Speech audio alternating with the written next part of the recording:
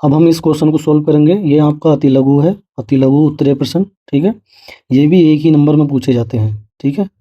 तो चलिए स्टार्ट करते हैं इसे। इसमें क्या है, x square plus 5x plus 6 को गुणनखंड रूप में लिखना हमें, ठीक है, इसके गुणनखंड करने में। चलिए लिखते हैं एक्स स्क्वायर प्लस के 5x प्लस 6, इसके हमें गुणनखंड करने हैं, ठीक है, फैक्टर करने हैं इसके। तो क्या है, यहाँ पर फैक्टर करने के लिए सबसे पहले हम क्या देखते हैं, यहाँ पे ऐसे द्विघात व्यंजक लिखा हुआ है। तो यहाँ देखेंगे पहले, यहाँ कांस्टेंट जो नंबर लिख रहा है वो क्या है, 6 है लिखा हुआ। फिर यहाँ देखेंगे एक्स स्क्वायर का गुणांक क्या है, 1 है यहाँ पर, यानी कुछ भी नहीं था तो 1 ही है। इस 6 की 1 से गुणा करेंगे, 6 ही कम 6 यानी क्या है, 6 आया। तो 6 के हमें ऐसे फैक्टर करने हैं तो गुणा करने पर तो 6 आए। ऐसे हमें 2 नंबर चाहिए जो गुणा करने पर 6 आए, ठीक है। और उसके बाद हम देखेंगे यहाँ कौन सा निशान लग रहा है, प्लस का चिन्ह है। और जोड़ने पर कितना आना चाहिए, यहाँ पे लिख रहा है 5, जोड़ने पर 5 आना चाहिए, ठीक है। सबसे पहले हम यहाँ पर देखते हैं ये 6, फिर यहाँ देखते हैं यहाँ क्या लिख रहा है 1, इससे करते हैं गुणा। फिर यहाँ चिन्ह देखते हैं प्लस का है और ये कितना है 5, जोड़ने पर 5 आना चाहिए, गुणा पे 6। ऐसे कोई भी 2 नंबर जो गुणा करने पे 6 आवे, जोड़ने पे 5। तो ऐसे 2 नंबर आपके हो गए 3 और 2, 3 दूनी 6, और 3 और 2 को जब आप जोड़ोगे तो 5 आ जाएगा, ठीक है। तो ऐसे दो ये वाले 2 नंबर हो जाएंगे। तो इसके फैक्टर हम अब यहाँ पर लिख सकते हैं, एक्स स्क्वायर प्लस 5x की जगह ही लिखना हमें। तो 5x की जगह लिखेंगे ब्रैकेट में, 5 को तोड़ देंगे 3 प्लस 2 में, x बाहर लिखेंगे, ठीक है, प्लस 6 एक्स स्क्वायर। अब हम क्या करेंगे, अंदर गुणा कर देंगे एक्स के अंदर गुणा करेंगे, पहले 3 में उसके बाद 2 में। तो पहले 3x हो जाएगा, फिर हो जाएगा 2x प्लस 6। इसके बाद अब हम करेंगे ब्रैकेट ओपन। तो प्लस का चिन्ह है बाहर, तो चिन्ह नहीं बदलेंगे, चिन्ह जो भी है वैसे ही वैसे ही रहेगा। एक्स स्क्वायर प्लस 3x ऐसे ही आ जाएगा, प्लस 2x भी ऐसे ही आ जाएगा। इस लाइन को आप डायरेक्ट भी लिख सकते हैं, ठीक है। अब इसके बाद हम देखते हैं पहले वाले 2 में क्या कॉमन आ रहा है, फिर बाद वाले 2 में क्या कॉमन आएगा वो लेना है, ठीक है। तो कॉमन यहाँ पर हम जब देखा, यहाँ पे x कॉमन आ सकता है। ये एक्स स्क्वायर है, इसे हम x गुणा x कह सकते हैं, ठीक है। ये 3x है तो 3 गुणा x, तो x कॉमन आ जाएगा, दोनों जगह x है, ठीक है। तो हमने यहाँ पे x कॉमन ले लिया तो ब्रैकेट लगाएंगे। यहाँ एक्स स्क्वायर था, x की घात 2 थी, एक कॉमन ले ली, एक x बचेगा, ठीक है, प्लस। यहाँ 3x है तो x कॉमन ले लिया तो यहाँ से 3 बचेगा, ठीक है, प्लस। अब इन दोनों में देखेंगे, इन दोनों में क्या कॉमन आएगा। तो इन दोनों में दो दो से जो है दोनों कट रही हैं, ये 2 से 2 भी कट जाएगा, 6 भी कट जाएगा। एक्स दोनों जगह नहीं है तो 2 कॉमन ले लेंगे, 2 कॉमन ले लेंगे, ब्रैकेट लगाएंगे। जब हमने 2 कॉमन ले लिया तो ओनली यहाँ पे क्या बचा, एक्स बचा, तो एक्स लिख देंगे, प्लस। अब इस 2 से इस 6 को भाग देंगे, 2 तिया 6, कितना जाएगा, 3 आ जाएगा, 2 तिया 3 बार जाएगा, ठीक है। अब वहाँ पे इसे चेक भी कर लेंगे, ये दोनों जो फैक्टर आए हैं ये दोनों गुणनखंड ये जो सेम होंगे। यदि सेम नहीं है तो गलत है कहीं ना कहीं, तो ये दोनों सेम है यहाँ पर तो सही है। अब हम लेंगे कॉमन, कॉमन फिर से देखेंगे तो जहाँ यहाँ पे x प्लस 3 फैक्टर जो है दोनों जगह लिख रहा है, तो इसे कॉमन ले लेंगे, ठीक है। तो कॉमन लेंगे तो x प्लस 3 हमने कॉमन ले लिया, ब्रैकेट लगाएंगे। तो यहाँ से क्या बचेगा हमारा x, जब हमने x प्लस 3 कॉमन ले लिया तो x बचेगा, तो x लिख देंगे। प्लस का निशान ये वाला आ जाएगा, ये वाला प्लस का निशान, ठीक है, ये प्लस का आ गया। अब यहाँ से जो हमने इसे कॉमन ले लिया तो ओनली क्या बचा, 2, 2 लिख देंगे। बस यही इसके गुणनखंड हो गए, ये इसका आंसर हो जाएगा, ठीक है। तो हमें इसके गुणनखंड करने थे, गुणनखंड रूप में हमने इसे लिख दिया। तो दोस्तों ये क्वेश्चन यहाँ पर कंप्लीट हो गया है। अब हम इस क्वेश्चन को सोल्व करेंगे। क्वेश्चन है sine 60 degree plus cos 60 degree minus ten 60 degree का मान ज्ञात कीजिए। तो ये ट्रिग्नोमेट्री का क्वेश्चन है। तो इसका ये इसे सोल्व करने के लिए हमें जो टेबल होती है कोणों वाली, जो डिग्री वाली मान की, वो याद होनी चाहिए। तो चलिए मैं दिखाता हूँ उसे, याद करना आपको उसे। ये वो टेबल है, यहाँ पे जो लिख रहा है ये कोण लिख रहा है, ये कोण है, ए लिख दिया, थीटा लिख दो, कुछ भी लिख सकते हैं यहाँ। तो sine A, cos A, tan A, cosec A, sec A और कोट ए, ये इतने सारे मान लिख रहे हैं। इसमें जो याद करने वाली चीज़ है वो साइन के मान याद कर लो सारे ये, कोस के मान याद कर लो सारे ये, और टेन के मान याद कर लो सारे ये। साइन कोस टेन के तो याद ही होने चाहिए आपको, ठीक है। जैसे कि साइन, और यहाँ लिख रहा है 0 डिग्री, इसका मतलब है साइन 0 डिग्री का जो मान है वो कितना है, 0 है। साइन 0 डिग्री का मान 0। फिर अगला लिख रहा है साइन 30, साइन 30 डिग्री का जो मान है वो कितना है, 1/2 है। ऐसी साइन 45 का मान क्या है, 1/√2 है। साइन 60 का क्या है, √3/2 है। साइन 90 का क्या है, 1 है, ठीक है। तो ये मान होने चाहिए आपके याद। साइन 0 का मान 0, साइन 30 का मान 1/2, साइन 45 का मान 1/√2, साइन 60 का मान √3/2, साइन 90 का मान 1। ठीक है, अब यही मान जब हम कोस के लिए लिखेंगे, कोस, तो ये मान उल्टे हो जाएंगे। उल्टे कैसे हो जाएंगे, होने चाहिए याद, लेकिन ये उल्टे हो जाएंगे दिमाग में। जो साइन 90 का मान है वो कोस 0 का मान है। ठीक है, हम ऐसे कह सकते हैं जो साइन 90 का मान है वो कोस 0 का मान है। दोनों मान एक ही होते हैं। ठीक है, वो दोनों का मान क्या होता है, 0 होता है। जो नहीं, दोनों का मान क्या होता है, 1 होता है। ठीक है, साइन 90 का मान और कोस 0 का मान दोनों का सेम होता है। ठीक है, उसके बाद जो साइन 60 का मान है √3/2 वो कोस 30 का मान होता है √3/2। ठीक है, जो साइन 45 का मान है वही कोस 45 का भी मान है, सेम सेम। ठीक है, और जो साइन 30 का मान है वो कोस 60 का मान है। ठीक है, और जो साइन 0 का मान है वो कोस 90 का मान है। ठीक है, अगर आपको साइन के मान याद हैं तो कोस के ऐसे भी कर सकते हैं आप। ठीक है, आपको ये हो गए दोनों मान याद, ये मान कर लेंगे याद। इसके बाद आपको करने क्या है, अब टेन के, टेन जो होता है, टेन होता है आपका टेन, टेन ए लिख दो यहाँ पे या थीटा लिख दो। ठीक है, वो तो कोण है आपका। अगर मैं यहाँ थीटा लिखूंगा तो थीटा लिख सकते हैं, टेन थीटा होता है साइन बटे कोस, साइन बटे कोस। तो कोई सा भी मान हमें चाहिए, जैसे साइन 0 का मान चाहिए हमें, टेन 0 का, टेन 0 का, तो हमारे पास हमें साइन 0 का मान पता हो और कोस 0 का, बस भाग देनी है। तो हमें पता है साइन 0 का मान तो 0 है, 0 है, और कोस 0 का मान क्या है, 1 है, 1 है। तो 1 से 0 को भाग देंगे 0 ही आएगा, तो टेन 0 का मान 0 होता है। ठीक है, इसी प्रकार जब हम साइन 30 को कोस 30 से भाग देंगे तो आपका क्या आएगा, भाग देने पर 2 से 2 कट जाएगा, ये 1/√3 बचेगा, 1/√3। ठीक है, साइन 45 कोस 45 सेम है, जब हम इसे काट देंगे तो सब कट जाएगा, कट का क्या आ जाएगा, 1 आ जाएगा, ये आएगा 1, टेन 45 का मान 1, याद भी कर लेना है डायरेक्ट। ठीक है, और टेन 60 का मान जब हम इसको भाग देंगे, इसको जब इससे भाग देंगे तो 2 तो कट जाएगा, √3 ऊपर 1 नीचे, तो √3 बचेगा। ठीक है, और टेन 90 का मान जब हम 1 को भाग देंगे, 1 को भाग देंगे 0 से, तो 0 से किसी को भी संख्या को भाग दो, वो आपका क्या आएगा, अपरिभाषित। उसे हम क्या बोल देते हैं, अनंत भी बोल देते हैं, अपरिभाषित को ही अनंत बोलते हैं। ठीक है, ये अनडिफाइंड है, इसका नहीं पता तो उसे अनंत कह देते हैं। ठीक है, तो ये मान भी हमारे पास आ गए। ठीक है, और इसे डायरेक्ट भी याद करेंगे, टेन 0 का मान 0, टेन 30 का मान 1/√3, टेन 45 का मान 1, टेन 60 का मान √3, टेन 90 का मान अपरिभाषित यानी अनंत। ये तीनों के तीनों याद होने चाहिए आपके। बाकी जो और ये नीचे वाले जो तीन हैं वो इनके उल्टे ही होते हैं।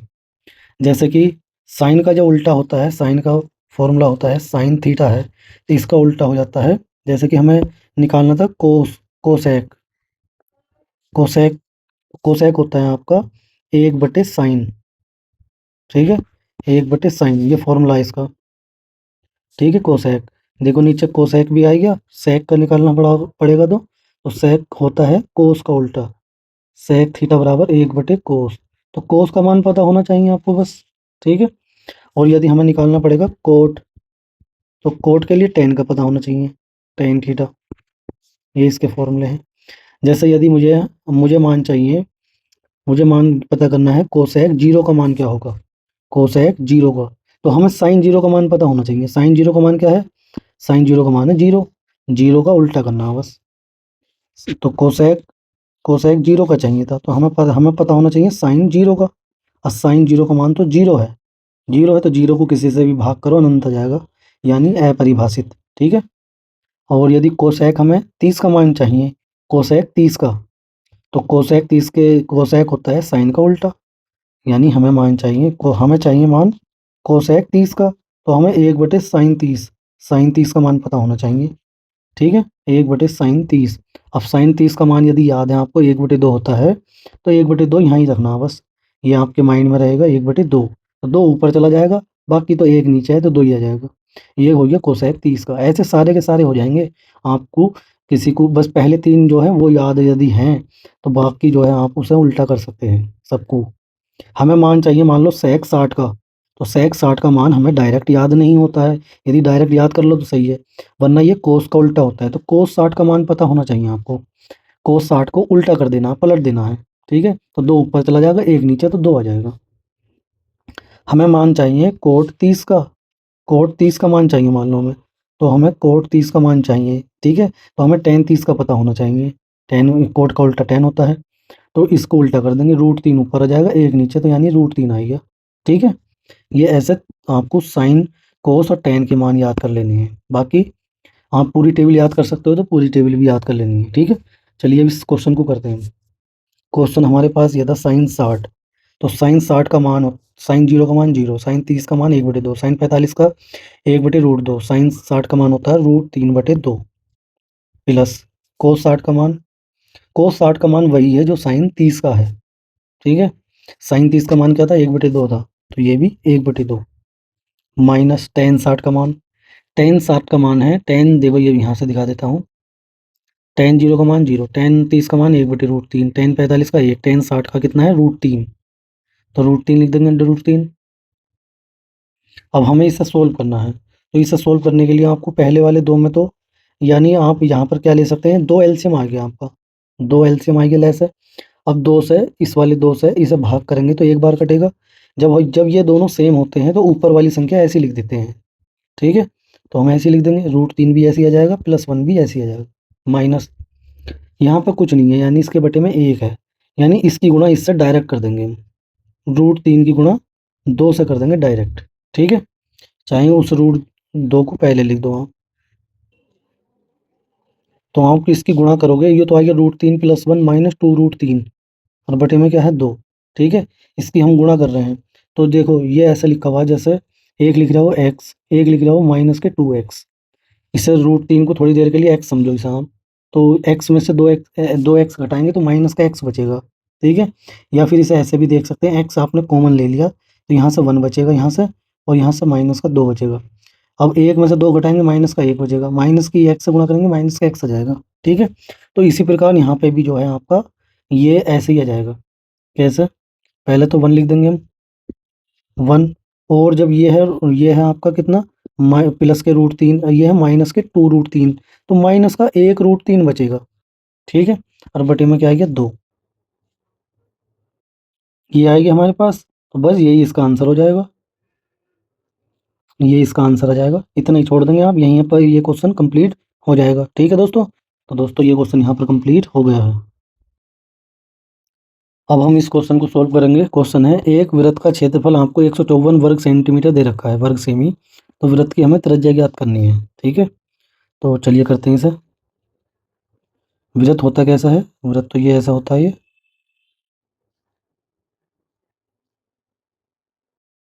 इसमें जो वृत्त की त्रिज्या है, यहाँ ये इसका सेंटर है, और वृत्त की त्रिज्या इसे बोलते हैं, यहाँ से यहाँ तक, इसे मान लो ये स्मॉल r बोल देते हैं, यहाँ से यहाँ तक की दूरी ये त्रिज्या है, ठीक है। वृत्त का क्षेत्रफल, यानी कि आपको ये क्षेत्रफल वृत्त का, ये है क्षेत्रफल। तो वृत्त का क्षेत्रफल हमें दे रखा है, वृत्त की त्रिज्या पूछी जा रही है, दिया है आपको वृत्त का क्षेत्रफल, यानी एरिया दे रखा है इसे आपको। तो वृत्त का क्षेत्रफल को हम ए से डिनोट कर सकते हैं। वृत्त का क्षेत्रफल है 154 सेंटीमीटर, वर्ग सेंटीमीटर या सेंटीमीटर स्क्वायर, इसे वर्ग सेंटीमीटर या सेंटीमीटर स्क्वायर कह सकते हैं, ठीक है। तो 154 सेंटीमीटर है, लेकिन जो फॉर्मूला है वो क्या होता है, तो वृत्त का जो क्षेत्रफल है वो होता है आपका, वृत्त का क्षेत्रफल, इसका फॉर्मूला होता है आपका πr², जहाँ पर r क्या है, वृत्त की त्रिज्या है, ठीक है। r क्या है आपकी, r आपकी वृत्त की त्रिज्या है, ये वृत्त की त्रिज्या है। तो अब ये दोनों के दोनों क्या हैं, क्षेत्रफल हैं, ये भी वृत्त का क्षेत्रफल ये हमें दे रखा है, और ये इसका फॉर्मूला है, तो दोनों को क्या कर देंगे, बराबर कर देंगे। तब πr² बराबर आ जाएगा 154 सेंटीमीटर स्क्वायर, चाहे आप सेंटीमीटर को बार बार ना लिखें हम, ठीक है। अब यहाँ से हमें r का मान निकालना, ठीक है। पाई पाई तो बटे में चला जाएगा उधर, अब तो r² बराबर आ जाएगा 154, गुणा गुणा वाली चीज़ बटे में चली जाती है, पाई नीचे आ जाएगा, ठीक है। अब इसके बाद हमें पता होना चाहिए कि पाई का जो मान होता है वो कितना होता है, तो पाई का जो एक लगभग मान होता है वो होता है 22/7, इसे हम यहाँ पर यूज कर लेंगे। पाई का जो मान होता है एक लगभग, वो होता है 22/7, तो उसे रखेंगे हम 154/22/7। अब जो ये नीचे वाला जो 7 है ये चला जाएगा ऊपर, ठीक है। तो 154 × 7/22, और इधर चल लिया हमारा r², अब यहाँ पे ये काट देंगे हम, जैसे कि यहाँ पे 11 से कट जाएगा, ये 2 से कट जाएगा, 11 से भी कट जाएगा शायद, 11 दूनी 22 और ये इसे काटेंगे तो 11 कम 11 बचेगा 4, हो जाएगा 44, 11 चौक 44। ठीक है, फिर 2 से काट देंगे, 2 सत्ते 14, यानी कि ये आएगा आपका आर स्क्वायर बराबर 7 गुणा 7, यानी आर स्क्वायर बराबर आएगा 7 का स्क्वायर। ठीक है, अब हम दोनों तरफ से क्या है, स्क्वायर हट जाएगा, ये स्क्वायर हट जाएगा तो आर बराबर आ जाएगा 7। ठीक है, ये आ गया 7, तो ये सेंटीमीटर में था तो सेंटीमीटर, त्रिज्या है तो सेंटीमीटर, एरिया है तो सेंटीमीटर स्क्वायर या वर्ग सेंटीमीटर।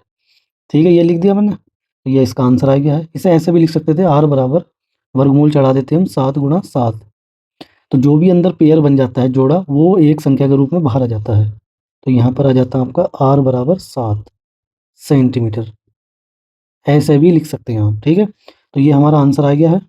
तो दोस्तों ये क्वेश्चन यहाँ पर कंप्लीट हो गया है। अब हम इस क्वेश्चन को सोल्व करेंगे। क्वेश्चन है, एक समचतुर्भुज के विकर्ण 5 सेंटीमीटर और 7 सेंटीमीटर हैं, इसका क्षेत्रफल ज्ञात कीजिए। ठीक है, यानी हमें इसका क्षेत्रफल ज्ञात करना है, समचतुर्भुज है ये। तो समचतुर्भुज जो है आपका कैसा होता है, इस टाइप का होता है आपका समचतुर्भुज, जिसमें आमने सामने की भुजाएं, वो चारों भुजाएं जो हैं आपकी क्या होती हैं, बराबर। समचतुर्भुज यानी सम यानी सारी भुजाएं समान होंगी इसकी। ठीक है, ये सारी भुजाएं बराबर होंगी आपकी, तो बराबर होंगी तो ये आपका समचतुर्भुज हो जाएगा ए बी सी डी। अब इसमें जो है दो विकर्ण होते हैं, आपके विकर्ण दे रखे हैं तो दो विकर्ण होते हैं, एक तो होता है आपका ए से सी, ठीक है, एक होता है आपका बी से डी। तो एक विकर्ण को हमने कह दिया आपका D1, दूसरा विकर्ण की लंबाई कह दी हमने D2। ठीक है, एक विकर्ण जो है इसकी लंबाई, जैसे कि मान लो इसे सोल्व करना हमें, माना ए बी सी डी एक, इसे लिखना चाहो हम लिखो या मत लिखो समचतुर्भुज को, यहाँ से आप लिख सकते हैं। विकर्ण जो है आपके यहाँ पर, विकर्ण आपके एक तो ए बी है, ए सी, और एक है आपका बी डी। ठीक है, तो ए सी को हमने मान लिया D1 कह दिया, और ठीक है, ए सी को कह दिया D1, और जो बी डी है आपका विकर्ण उसको हमने कह दिया D2। तो इसका जो फॉर्मूला होता है क्षेत्रफल का वो ये होता है, सम चतुर्भुज, समचतुर्भुज का क्षेत्रफल बराबर होता है विकर्णों का गुणनफल बटे 2, विकर्णों का गुणनफल, विकर्णों का गुणनफल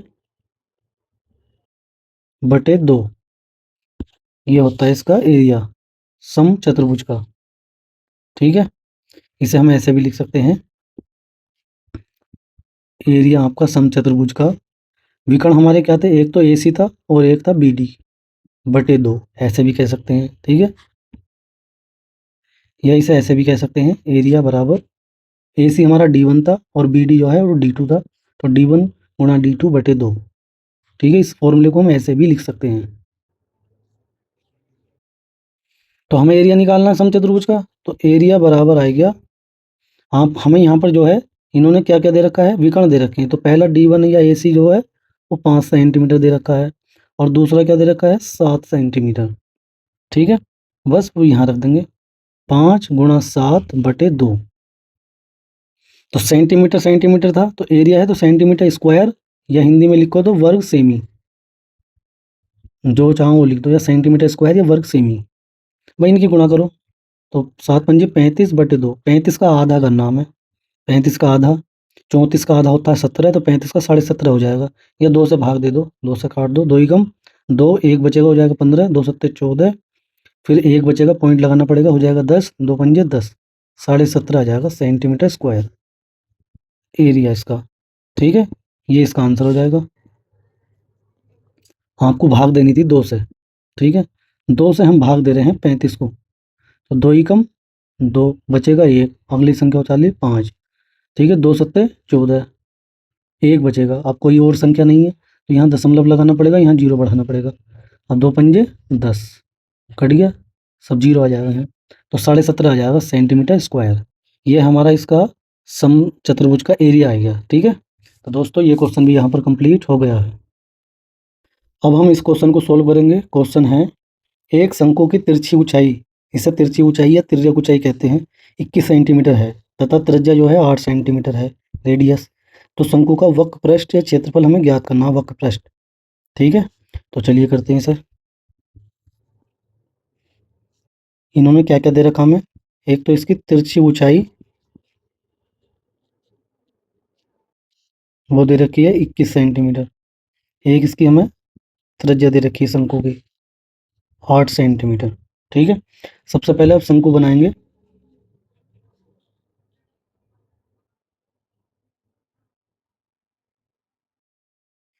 ये हमारा शंकु है। ठीक है, इस टाइप का शंकु होता है, चाहे तो मैं इसे दोबारा से बना सकता हूँ।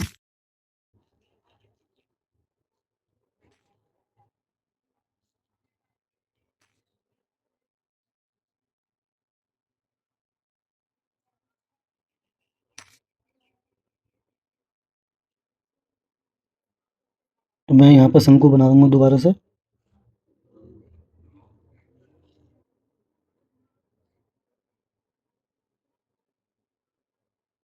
ये हो गया शंकु हमारा। अब इसमें जो है ऊंचाई, ऊंचाई होती है ये इसकी, यहाँ से यहाँ तक, क्योंकि ये जो नीचे दिखाई दे रहा है वो नीचे वाला एक वृत्त है, वो वृत्त है ऐसे करके। वो हम 2D पे बना रहे हैं तो वो बनता ऐसे ही है। ठीक है, शंकु एक, जैसे बर्थडे पर केक काटते हैं उसे टोपी पहनाते हैं बर्थडे वाली, तो वो उस टाइप की, आइसक्रीम खाते हैं उस टाइप का होता है। तो इसमें ये ऊंचाई है इसकी, ये ऊंचाई होगी h। ठीक है, ये त्रिज्या होगी r, यहाँ से यहाँ तक, और ये है इसकी तिर्यक ऊंचाई l, यहाँ से यहाँ तक, इसे बोलते हैं तिर्यक ऊंचाई। तो जो जो हमें इन्होंने दे रखा था तिर्यक ऊंचाई यानी l 21 सेंटीमीटर, त्रिज्या r यानी 8 सेंटीमीटर, ये तो दे रखा हमें। हमें निकालना क्या था इसका, इसका निकालना हमें वक्र पृष्ठ। ठीक है, तो शंकु का वक्र पृष्ठ का फॉर्मूला होता है, शंकु का वक्र पृष्ठ या वक्र पृष्ठीय क्षेत्रफल, क्षेत्रफल को तो ए से भी डिनोट, तो चलो फॉर्मूला लिख देते हैं डायरेक्ट। फॉर्मूला होता है पाई आर एल, शंकु का वक्र पृष्ठ का फॉर्मूला होता है पाई आर एल। तो अब यहाँ पर पाई आ गया, आर आ गया, आर कितना दे रखा है 8 गुणा एल कितना दे रखा है 21। ठीक है, पाई का मान कितना होता है लगभग, पाई का जो मान होता है लगभग वो होता है 22/7। तो ये रख देंगे हम यहाँ पर 22/7 गुणा 8 गुणा 21। अब इसे काट देंगे, जो भी कटेगा 7 से कट जाएगा, 7 या 21, 7 एकम 7, जो बच गया 22 गुणा 8 गुणा 3, इन सब की कर लेंगे गुणा। ठीक है, तो ये हो गया 22 गुणा 8 या 24, इन दोनों की गुणा कर लेंगे। 24 और 22 की गुणा करोगे तो 2 दूनी 2 चौक 8, 2 दूनी 4, 2 चौक 8, 2 दूनी 4, इन्हें जोड़ लोगे 8, 12 का 2 हासिल लगाइए 528 आ जाएगा, 528। तो ये हमारी जो त्रिज्या है ऊंचाई वो सेंटीमीटर में है, और ये निकालना हमने एरिया है, तो ये सेंटीमीटर स्क्वायर या हिंदी में वर्ग सेमी, वर्ग सेमी। ठीक है, तो ये हमारा क्या आ गया, इसका एरिया आ गया, क्षेत्रफल। शंकु का वक्र पृष्ठ आ गया, वक्र पृष्ठ। ठीक है, ये इसका आंसर हो जाएगा। तो दोस्तों ये क्वेश्चन भी यहाँ पर कंप्लीट हो गया है। अब हम ये क्वेश्चन सोल्व करेंगे। क्वेश्चन है 7, 3, 8, 11, 15, 19, 7, 2, 7, 7 का बहुलक ज्ञात करना हमें, बहुलक यानी मोड। ठीक है, तो बहुलक की जो परिभाषा है, जब यदि कुछ आंकड़े दे रखे हुए हैं ऐसे, तो उसका बहुलक वही होता है जो संख्या सबसे ज़्यादा बार आएगी।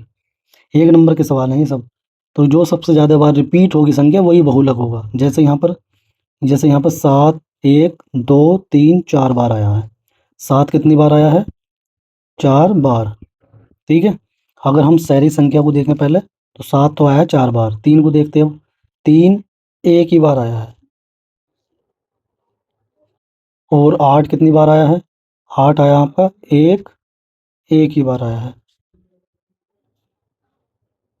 11 एक ही बार आया है, 5 कितनी बार आया है, वो भी एक ही बार आया है, 19 भी एक ही बार आया है, और 19 के बाद 2 बच रहा है, 2 भी एक ही बार आया है। ठीक है, 19 भी हो गया, 7 7 तो पहले ही हो गया था। तो ये संख्या हमने लिख ली, मान लो कि ये कौन सी कितनी बार आई है। तो जो भी सबसे ज़्यादा बार आएगी वही हमारा क्या हो जाएगा, बहुलक। तो हमारा यहाँ पर जो बहुलक हो जाएगा वो यही हो जाएगा 7, ये हो जाएगा 7, 4 बार आया है, सबसे ज़्यादा बार आया है, तो यही हमारा क्या हो जाएगा बहुलक। इसे इतना लिखने की ज़रूरत नहीं है, सीधा हम बहुलक लिखेंगे बस कि बहुलक बराबर कितना है 7, यही इसका आंसर हो जाएगा बस।